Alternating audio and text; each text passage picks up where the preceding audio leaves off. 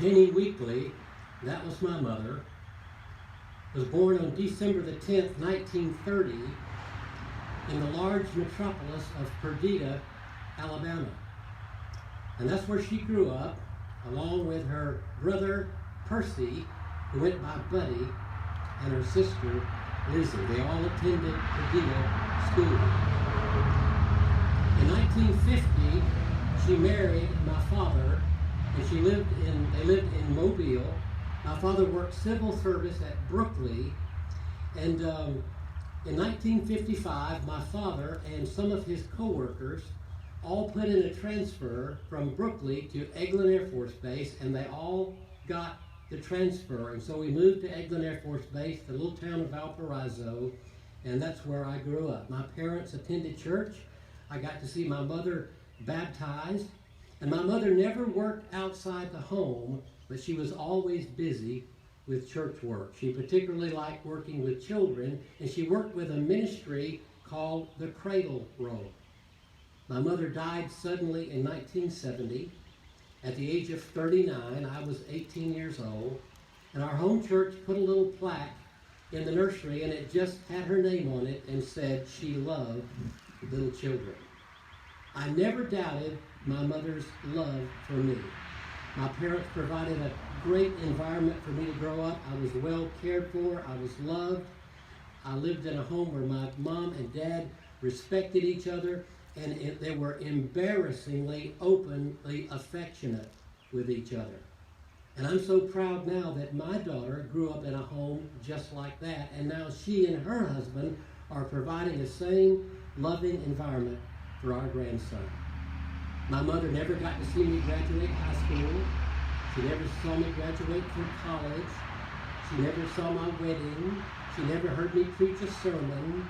And she never experienced the joy of having a grandchild. I had her for only 18 years, but I am so thankful to God for those 18 years that I had her. And may I say this, if you've had your mothers for longer than that, if you've had your mothers for a long time, you are especially blessed. Today, it's my hope that we gain a greater appreciation for our mothers that are with us today, our mothers that have gone on, by looking at a Bible story that gives us some very good insight into the heart of a good mother. And by the way, good mothers, women with a mother's heart, are not necessarily biological mothers. Thank God for many who have adopted children, and to those children they've displayed attributes of a good mother. And we can say this too, conversely, just because a woman has given birth does not make her a good mother. There's a man that's featured in our text, and he was not, and he never was, a mother. But King Solomon gained some insight and some wisdom regarding good mothers. He got some of it, we know, from God, and probably because he had a good mother who raised him. You remember Solomon's daddy was Israel's greatest king, David. And David had an adulterous affair with a beautiful woman named Bathsheba. He had her husband killed, and then he married her, and their affair produced a child that would die as an infant, but later on, Bathsheba produced for him another child who would be heir to the throne, and his name was Solomon. And in 1 Kings chapter 2, Solomon is the king, and he receives a visit from his mother. And his mother has come to make an inappropriate request on behalf of his half-brother, a request that he could not grant. But I want you to listen. I want you to notice to how he treated his mother. So Bathsheba went to King Solomon to speak on Adonijah's behalf. The king rose from his throne to meet her, and he bowed down before her. And when he sat down on his throne again, the king ordered that a throne be brought for his mother, and she sat at his right hand. This was not just any woman who come for a visit. This was his mother. And she did not come to him. He went to her. And she did not come in and bow down to him. He bowed down to her. And in a tremendous display of respect, He treated her like a queen. He had a throne brought in and placed beside his, and that's where the conversation took place. You see, that kind of respect for his mother, that kind of treatment was probably due to the kind of mother that Bathsheba was. And then later on, this famous story that will be our text is presented to us. If you brought your Bible, 1 Kings chapter 3, verse 16. 1 Kings chapter 3, verse 16. Sometime later, two prostitutes came to the king to have an argument settled. "Please, my lord," one of them began, "this woman and I live in the same house. And I gave birth to a baby while she was with me in the house. And 3 days later, this woman also had a baby. We were alone. There were only the two of us in the house. But her baby died during the night when she rolled over on it.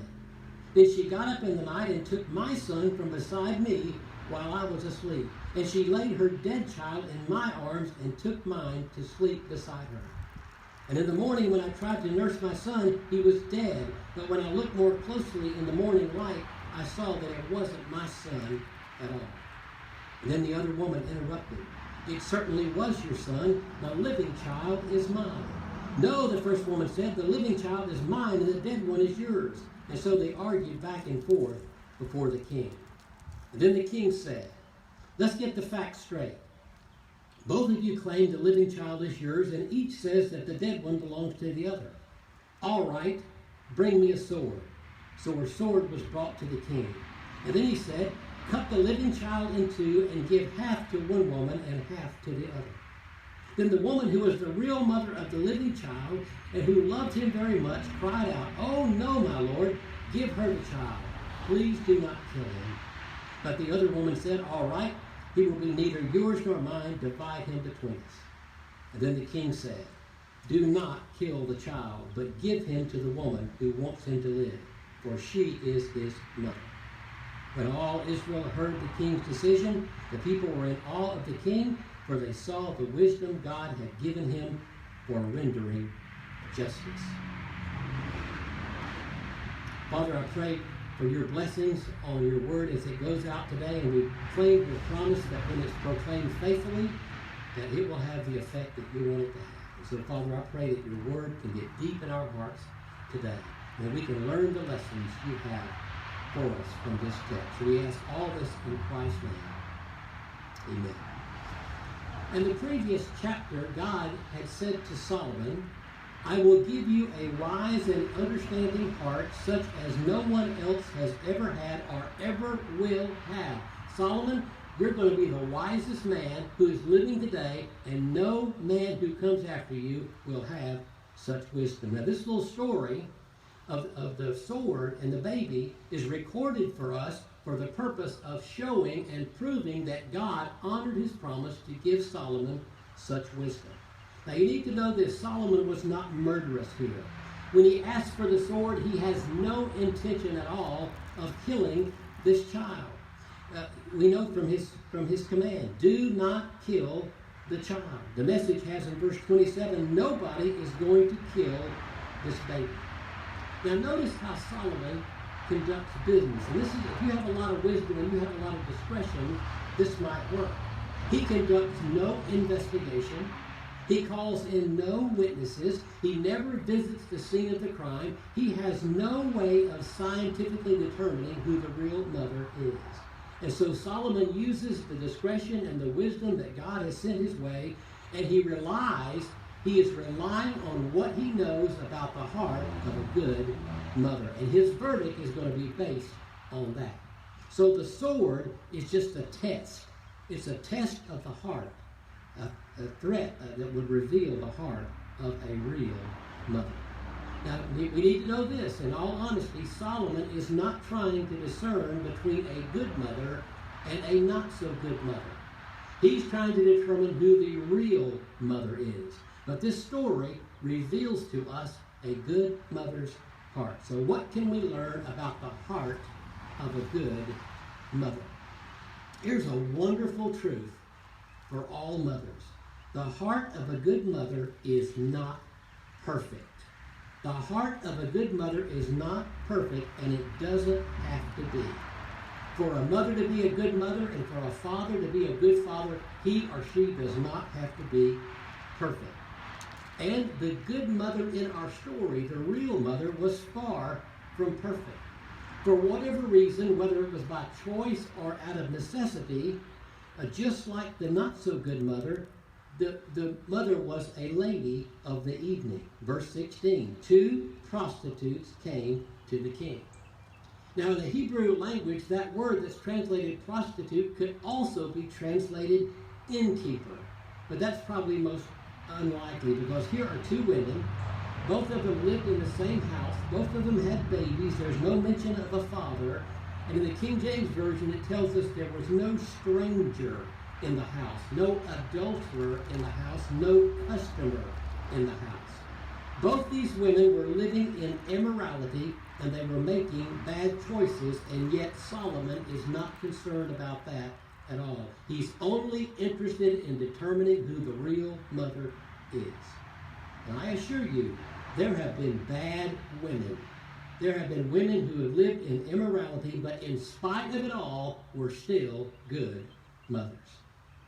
Mom and Dad, do you remember those days when your children thought you could do no wrong? You were smarter, you were stronger, you were better than the parents of any other children, and any problem your child had, they would come running to you because they know that you had the answer, and whatever you said was right. Whatever you said was gospel.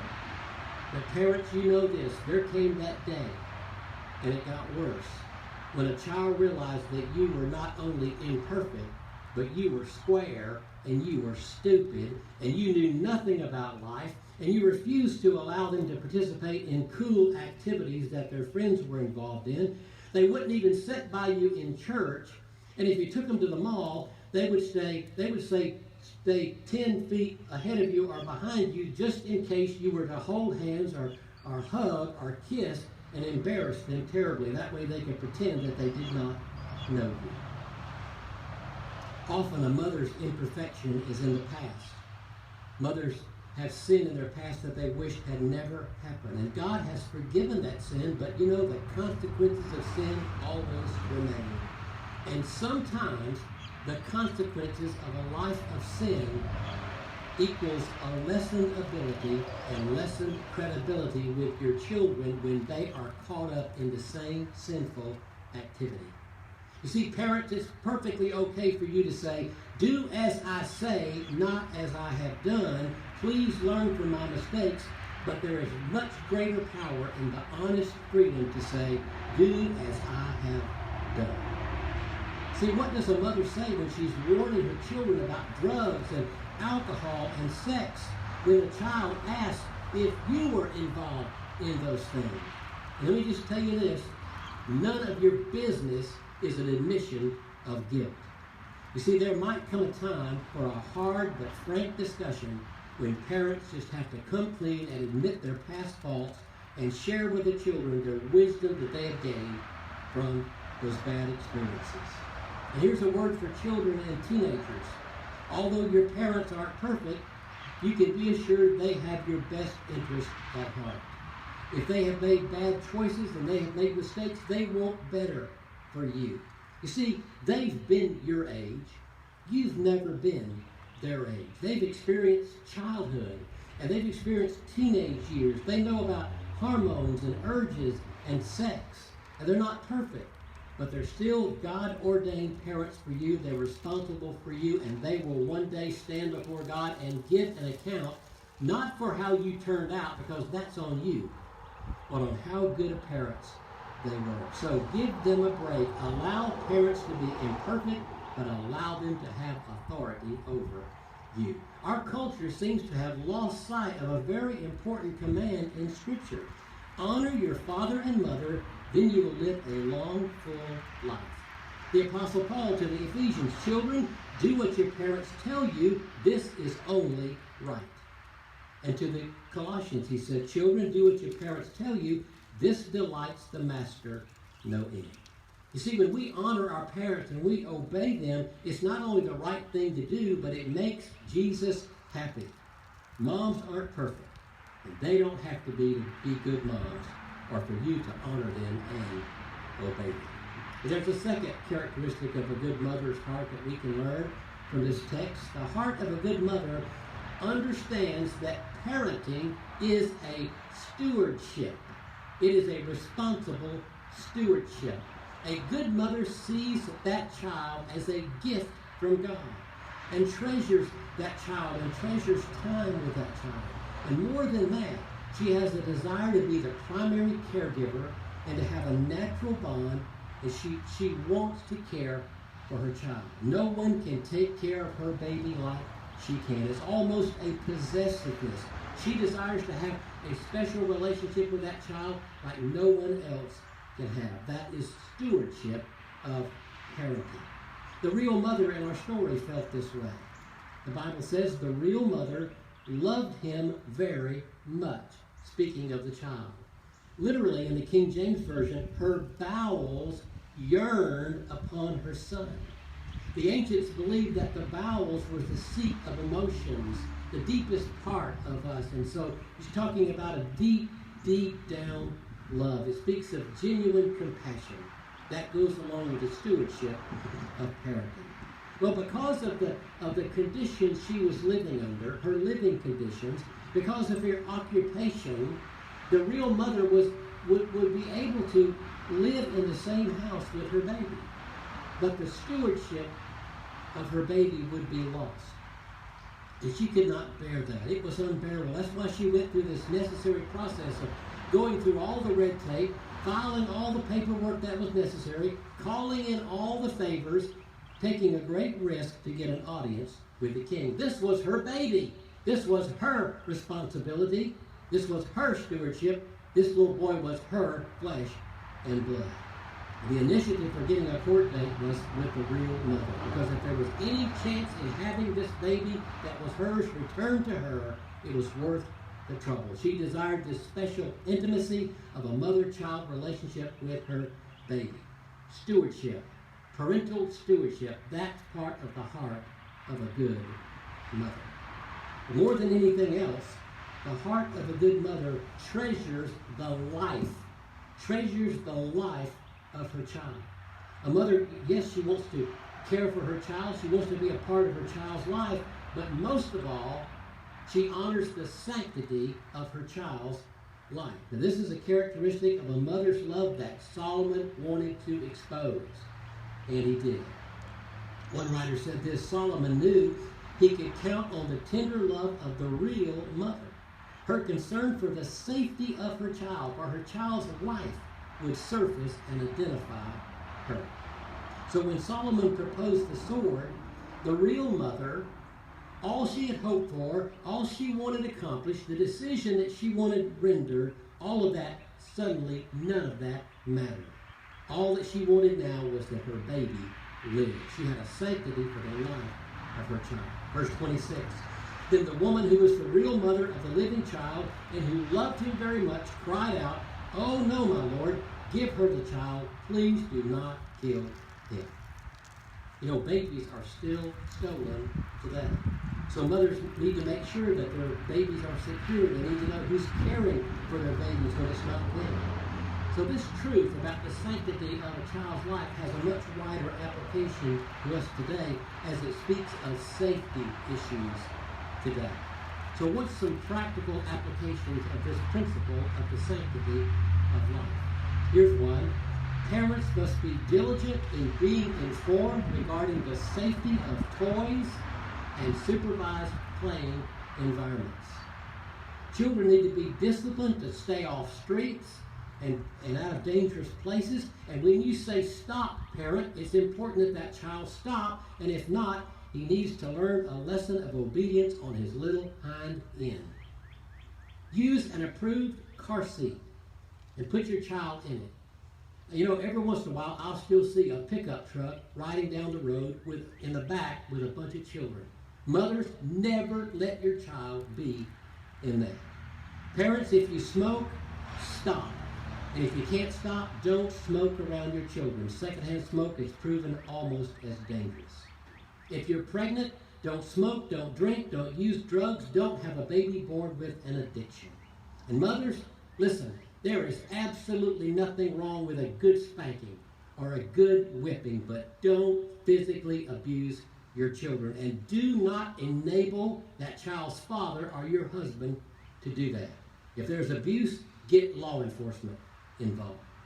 Make sure your children receive proper medical care. Err on the side of taking your child to the doctor too many times.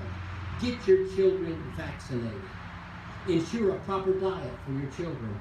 Alabama is one of the highest rated states for child obesity. Keep dangerous, deadly substances out of the reach of your child. If you have a firearm in the house, make sure your child does not have access to it.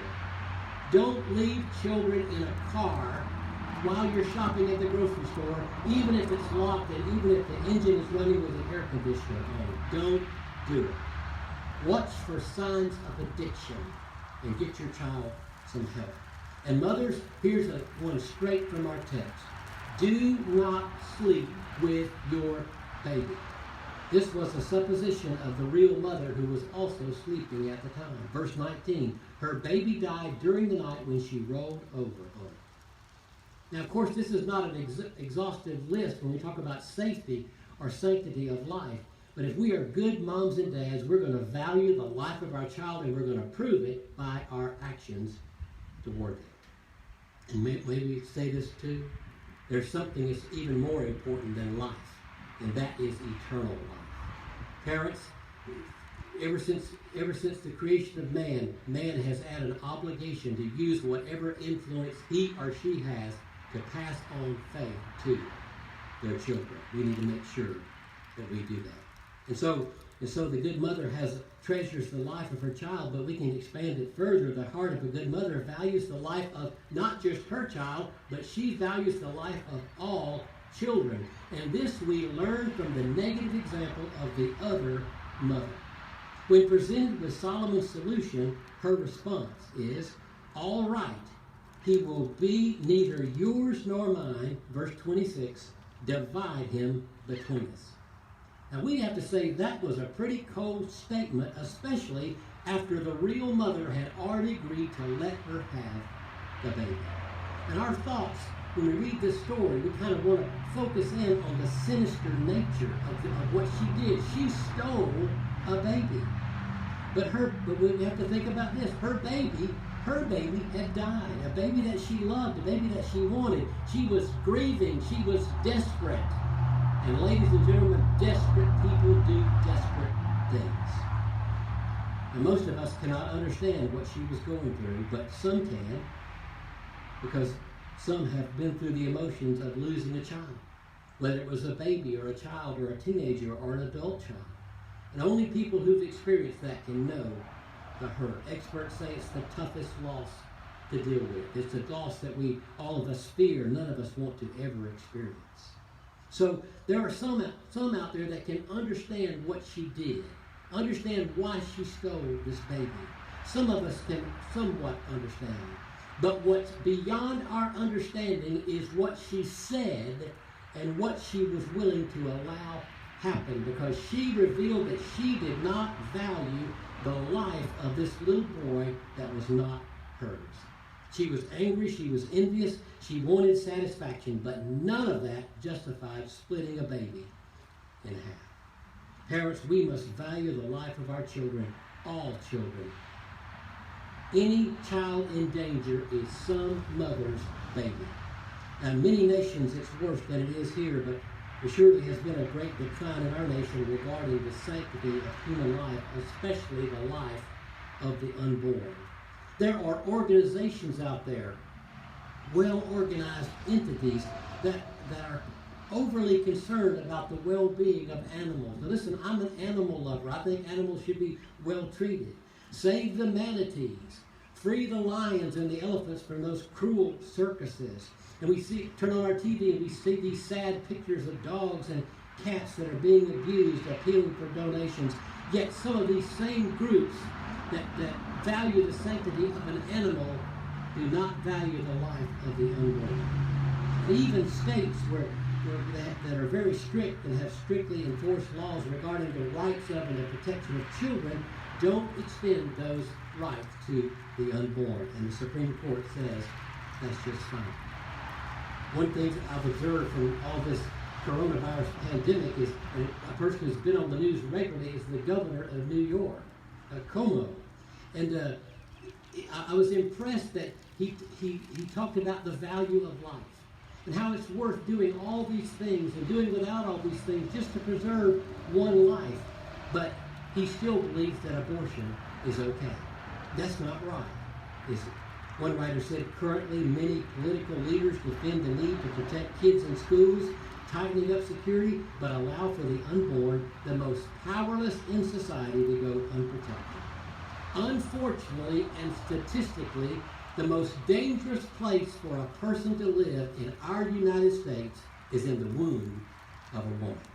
A good mother cares for the life of her child and for all children. There's one more characteristic we can learn from this text. Good mothers are essential to the well-being of society. In 1865, William Ross Wallace wrote a little poem where he kind of demonstrated this, praising motherhood as preeminent force for change of the world. And in that poem, there was this line, "For the hand that rocks the cradle is the hand that rules the world." You see, Solomon must have known that, and that leads us to this last truth. The heart of a good mother is respected by the wise. Those people in our world today who are wise, those who are in the know, those who have somewhat figured out what life is all about and how the world works and how to get things done and what makes for a better world, those people have also figured out how important and how essential it is to society to have good mothers. Solomon showed respect for his own mother, and in our text, he demonstrates the value of a mother's heart by returning this child to his mother. The English journalist of another generation, Rudyard Kipling, made a very flawed theological statement. He said, God could not be everywhere, and therefore he made mothers.